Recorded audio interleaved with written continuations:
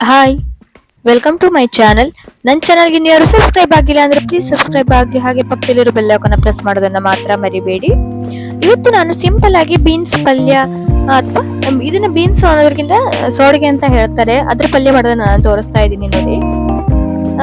ಇದಕ್ಕೆ ನಾನು ಫಸ್ಟ್ ಎಲ್ಲಾನು ಕೂಡ ಒಂದು ಕಟ್ಟಾಗುವಷ್ಟು ತಗೊಂಡಿದ್ದೀನಿ. ಅದನ್ನ ಚೆನ್ನಾಗಿ ಹೆಚ್ಚಿಟ್ಕೊಂಡಿದ್ದೆ. ಅದಾದ ನಂತರ ಒಂದು ಕಡಾಯಿ ಇಟ್ಕೊಂಡು ಕಡಾಯಿಗೆ ಒಂದು 2 ಸ್ಪೂನ್ ಆಗೋಷ್ಟು ಎಣ್ಣೆನ ಹಾಕೊಂಡು, ಎಣ್ಣೆ ಕಾದ ನಂತರ 1 ಸ್ಪೂನ್ ಆಗೋಷ್ಟು ಸಾಸಿವೆ ಹಾಗೂ 1 ಸ್ಪೂನ್ ಆಗೋಷ್ಟು ಉದ್ದಿನ ಬೇಳೆನ ಹಾಕೊಂಡು ಚೆನ್ನಾಗಿ ಫ್ರೈ ಮಾಡ್ಕೊಳ್ತಾ ಇದ್ದೀನಿ. ಇದನ್ನ ಚೆನ್ನಾಗಿ ಫ್ರೈ ಮಾಡ್ಕೊಂಡು ಆದ ನಂತರ ಇದನ್ನ ಉದ್ದಿನ ಬೇಳೆ ಸ್ವಲ್ಪ ಕಲರ್ ಚೇಂಜ್ ಆಗೋ ತನಕ ಫ್ರೈ ಮಾಡ್ಕೊಂಡಿದ್ದೀನಿ. ಅದಾದ ನಂತರ 2 ಹಸಿಮೆಣಸು, ಇನ್ನೊಂದು ಸ್ವಲ್ಪ ಕರಿಬೇವಿನ ಎಲೆನ ಹಾಕೊಂಡು ಇದು ಚೆನ್ನಾಗಿ ಮಿಕ್ಸ್ ಮಾಡ್ಕೊಳ್ತಾ ಇದ್ದೀನಿ. ಇದನ್ನು ಕೂಡ ಸ್ವಲ್ಪ ಫ್ರೈ ಮಾಡ್ಕೊಂಡಿದ್ದೀನಿ. ಅದನ್ನ ಫ್ರೈ ಮಾಡ್ಕೊಂಡು ಆದ ನಂತರ ಈಗ ಹೆಚ್ಚಿಟ್ಕೊಂಡಿರುವಂತಹ ಬೀನ್ಸ್ ನ ಹಾಕೊಳ್ತಾ ಇದ್ದೀನಿ. ಇದನ್ನ ಹಾಕೊಂಡು ಚೆನ್ನಾಗಿ ಒಂದ್ಸಲ ನಾನು ಮಿಕ್ಸ್ ಮಾಡ್ಕೊಳ್ತೀನಿ ಆಯಿಲ್ ಜೊತೆಗೆ. ಇದನ್ನ ಚೆನ್ನಾಗಿ ಮಿಕ್ಸ್ ಮಾಡ್ಕೊಂಡು ಆದ ನಂತರ ಇದು ತುಂಬಾ ಸಿಂಪಲ್ ಆಗಿರುವಂತಹದ್ದು ಮತ್ತು ನಮ್ಮ ಸೌತ್ ಸೈಡ್ ಅಲ್ಲಿ ಮಾಡುವಂತಹ ತುಂಬಾ ಈಸಿ ಆದಂತಹ ರೆಸಿಪೀಸ್. ಸಾಧಾರಣ ಯಾವುದೇ ಕಾರ್ಯಕ್ರಮ ಆದ್ರೂ ಈ ಪಲ್ಯ ಮಾಡೋದನ್ನ ಜಾಸ್ತಿ ಮಾಡೇ ಮಾಡ್ತಾರೆ. ಈ ಬೀನ್ಸ್ ಅಥವಾ ಈಗ ಹಿಂಗೆ ನಾರ್ಮಲ್ ಬೀನ್ಸ್ ಬರುತ್ತಲ್ವ, ಅದನ್ನಾದ್ರೂ ಯೂಸ್ ಮಾಡೇ ಮಾಡ್ತಾರೆ. ಹಾಗಾಗಿ ಇದಕ್ಕೆ ಸ್ವಲ್ಪ ನಾನು ಉಪ್ಪು, ರುಚಿಗೆ ತಕ್ಕಷ್ಟು ಉಪ್ಪು ಮತ್ತೆ ಸಕ್ಕರೆನ ಹಾಕೊಳ್ತಾ ಇದ್ದೀನಿ. ಸಕ್ಕರೆ ಬೇಡ ಅಂದ್ರೆ ನೀವು ಬೆಲ್ಲನೂ ಕೂಡ ಹಾಕೊಳ್ಬಹುದು.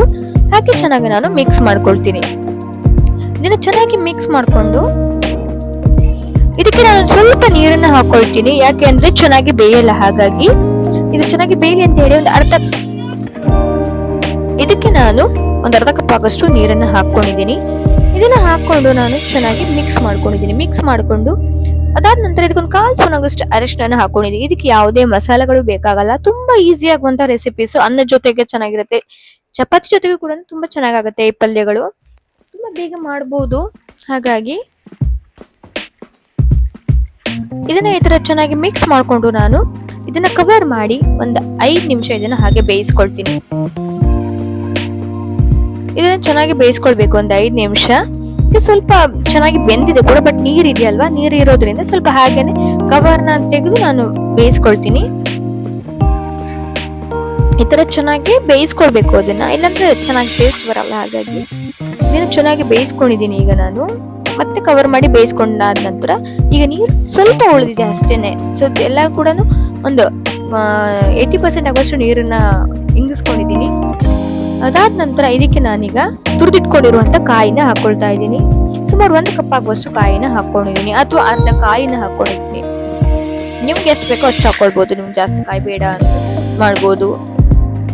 ನಾನು ಮತ್ತೊಂದು ತರನ ಸ್ವಲ್ಪ ಮಸಾಲೆ ರುಬ್ಬ ಹಾಕೋದು ಮಾಡೋದನ್ನು ನಿಮ್ಗೆ ಮೊದಲೇ ನಾನು ತೋರಿಸಿದ್ದೆ. ನಿಮ್ಗೆ ಬೇಕು ಅಂದ್ರೆ ನಾನು ಡಿಸ್ಕ್ರಿಪ್ಷನ್ ಬಾಕ್ಸ್ ನಲ್ಲಿ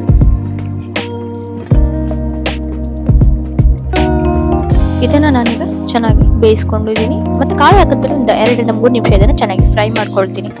ಯಾಕಂದ್ರೆ ಸ್ವಲ್ಪ ಕಾಯಿಲಿರುವಂತ ಹಸಿ ಸ್ಮೆಲ್ ಹೋಗ್ಲಿ ಅಂತ ಹೇಳಿ ಚೆನ್ನಾಗಿ. ಮತ್ತೆ ಕಾಯಿ ಹಾಕಿದ್ಮೇಲೆ ನೀರು ಇದ್ರೂ ಕೂಡ ಹೀರ್ಕೊಳ್ಬಿಡುತ್ತೆ, ಹಾಗಾಗಿ ಚೆನ್ನಾಗಿ ಇದಾಗುತ್ತೆ.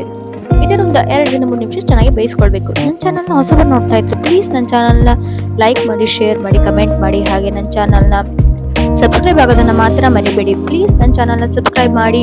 ಹಾಗೆ ನಿಮ್ಗೆ ನಾನು ಮಾಡುವಂತ ರೆಸಿಪೀಸ್ ಇಷ್ಟ ಆಗಿದ್ರೆ ಪ್ಲೀಸ್ ಕಮೆಂಟ್ ಮಾಡಿ ಹೇಗೆ ಅನಿಸ್ತು ಅಂತ ಹೇಳಿ.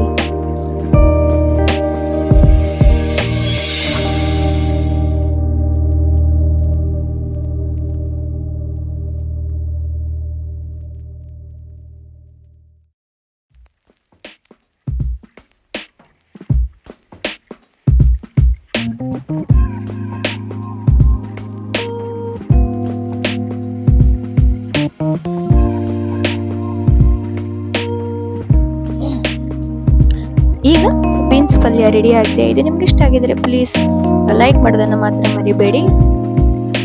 Thank you for my videos watching.